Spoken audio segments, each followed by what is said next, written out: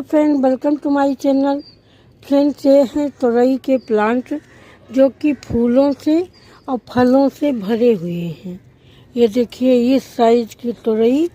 तो अगर आपने भी तोरई, कद्दू, लौकी, करेला इस तरह की बेल वाली सब्जियां लगा रखी हैं तो आज मैं इस वीडियो में आपसे बरसात के दिनों में उनको देने वाला वो पौष्टिक आहार जो कि बरसात के दिन में आपको इसी तरह से इतनी बड़ी बड़ी साइज की तोरई लग रहा है बिल्कुल लौकी हो गई है।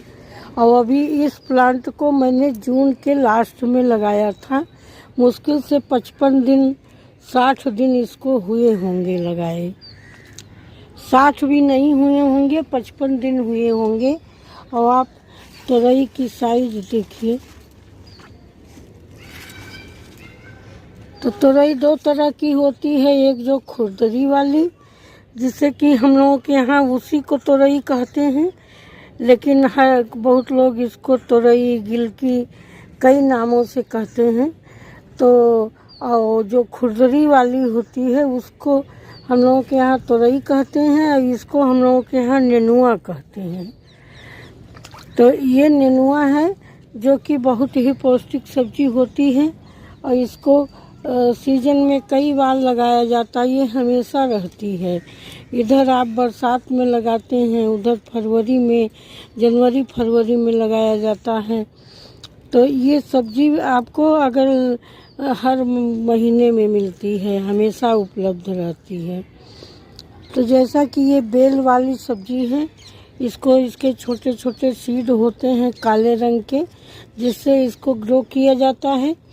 इसको डायरेक्ट मिट्टी में भी ग्रो कर सकते हैं और नहीं तो आप इसका वो तैयार करके सीडलिंग तैयार करके ट्रांसप्लांट कर सकते हैं। लेकिन हमने तो डायरेक्ट ही लगाया था। 2 प्लांट मेरे हैं, दोनों ये देखिए 18 इंच बाई 18 इंच के ग्रो बैग में लगे हुए हैं। इनकी भी मिट्टी बिल्कुल आप वेल ड्रेन्ड बनाइए जिसमें पानी ना रुके। इनमें राइस हस्क, सैंड इस सब का उपयोग करें और लगाते समय गोबर की खाद का भरपूर उपयोग करें, क्योंकि बरसात के दिन में फिर बाद में इनको नाइट्रोजन की जो आवश्यकता होती है वो वर्षा जल से ही, बरसात के पानी से ही पूरी हो जाती है। बस इसमें जो फ्लावर्स ये आ रहे हैं, इस तरह की फ्लावरिंग आ रही है, ये फ्लावर बने और फ्लावर फ्रूट में कन्वर्ट हो, इनमें अच्छा पॉलिनेशन हो, इसके लिए हमको विशेष ध्यान रखना रहता है। तभी हमको इस तरह की फ्रूटिंग मिल पाएगी। अगर चींटियाँ और पॉलिनेटर से आते हैं आपके गार्डन में तो उन्हीं से पॉलिनेशन हो जाता है। अगर नहीं संभव है तो पॉलिनेशन के बहुत सारे वीडियो पड़े हैं। हैंड पॉलिनेशन भी किया जाता है। मेल फ्लावर को फीमेल फ्लावर के ऊपर रब करके और उसको जो है पॉलिनेट कर दिया जाता है।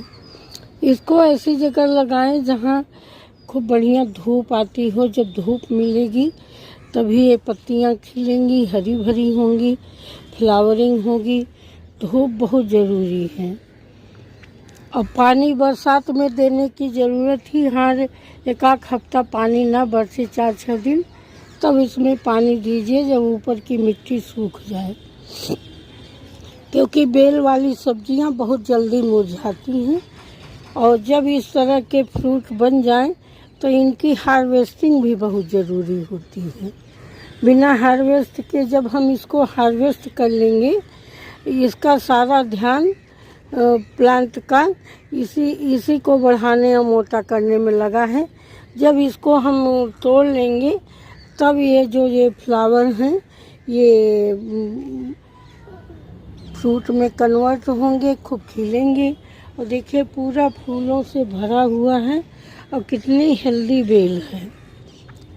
तो आज मैं इसको हार्वेस्ट करके फिर आपको इसमें क्या फर्टिलाइज़र डालूंगी आज वही मैं आपसे शेयर करूंगी। देखिए तीनों तोरई मैंने हार्वेस्ट कर ली है। ये आधा किलो ज़्यादा होगी 3 ही तोरई। और एक बैगन लगा था तो इसको भी मैंने तोड़ लिया है, इस तरह तोड़ लिया है। तो अब मैंने जैसा कि पहले बता चुकी हूँ कि बरसात में नाइट्रोजन युक्त खाद देने की कोई ज़रूरत नहीं होती है। बरसात के पानी में इतना नाइट्रोजन होता है कि इस समय गोबर की खाद और कुछ देने की ज़रूरत नहीं होती।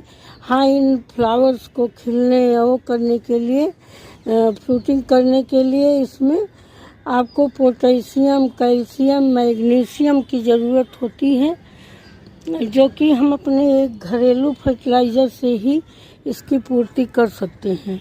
घरेलू फर्टिलाइज़र मुफ्त की हम लोग ऑर्गेनिक खेती करते हैं, ऑर्गेनिक गार्डनिंग। तो हम लोग जहाँ तक प्रयास होता है कि घर की वेस्ट चीज़ों से, घर की ही चीज़ों से इनके लिए फर्टिलाइज़र तैयार करें। तो दोस्तों, आज मैं वही एक फर्टिलाइज़र आपसे शेयर करूँगी। वह है ये छाछ, जिसे छाछ कहते हैं। हम लोगों के यहाँ मट्ठा भी कहते हैं, जो दही मथने के बाद पानी डाल के और तैयार किया जाता है, मट्ठा कहते हैं। अब तो ये रेडीमेड भी मिलता है, लेकिन मैं घर में बनाती हूँ। तो ये मट्ठे में कैल्शियम, पोटेशियम, मैग्नीशियम, बहुत तरह विटामिन ए, बहुत तरह के चीज़ पाए जाते हैं, जो कि हमारी गार्डन के लिए, जैसे हमारे लिए पौष्टिक होते हैं, उसी तरह से हमारे पौधों को भी ये बहुत पौष्टिकता प्रदान करते हैं। तो मट्ठा आप ताज़ा मट्ठा न डालें, कम से कम 3-4 दिन पुराना मट्ठा हो, और इसमें आप 25 ग्राम गुड़ डाल दें। देखिए, हमारे मट्ठे का रंग थोड़ा आपको वो लग रहा होगा हल्का, तो इसमें मैंने गुड़ डाल दिया था। अब इस मट्ठे को आप ऐसे डायरेक्ट न डालें, इसमें कम से कम 3 गुना, आजकल बरसात का पानी मिट्टी गीली रहती है, तो वैसे तो आप 5 गुना पानी मिलाएं नहीं, लेकिन इस समय 3 गुना पानी मिला के दें। देखिएगा, ये 3 दिन के अंदर जो ये फूल ये बने हैं, ये खिल जाएंगे और इनमें खूब भरपूर फ्लावरिंग होगी, फ्रूटिंग होगी। और ये पॉलिनेटर्स, जो चींटियाँ वगैरह घूम रही हैं, पॉलिनेट कर देंगी। तो जिस तरह से मैंने तोरई दिखाई, उसी तरह की बड़ी बड़ी साइज़ की तोरई मिलेगी आपको। तो फ्रेंड, इसको हम प्रयोग करके आपको दिखाते हैं। देखिए, इसमें मैंने इतना ले लिया है मट्ठा, और इसमें हम पानी डाल देंगे। देखिए, इतना पतला करके इसको, और तब आप अपने पौधों में डालिए, और डायरेक्ट न डालिए आप।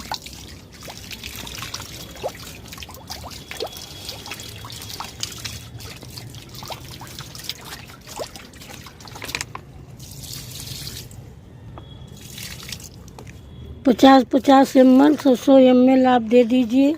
चाहे जो प्लांट आपके हैं, ये कद्दू की बेल देखिए मेरी कितनी अच्छी जा रही, कितनी हेल्दी है, इसमें भी दे सकते हैं। ये हमारे भिंडी के प्लांट हैं, इनमें भी हम डाल सकते हैं।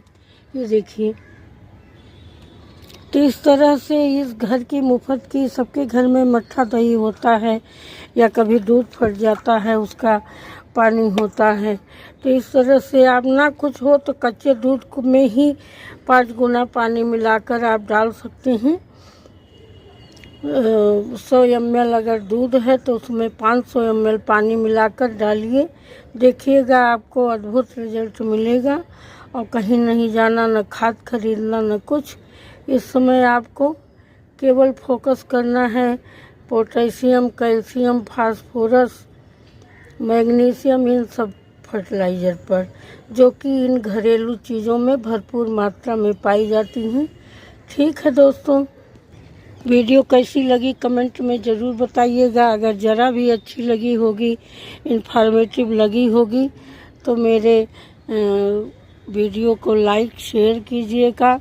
और फिर मिलेंगे नेक्स्ट वीडियो में नई जानकारी के साथ। तब तक के लिए thank you. Happy gardening. Take care friend.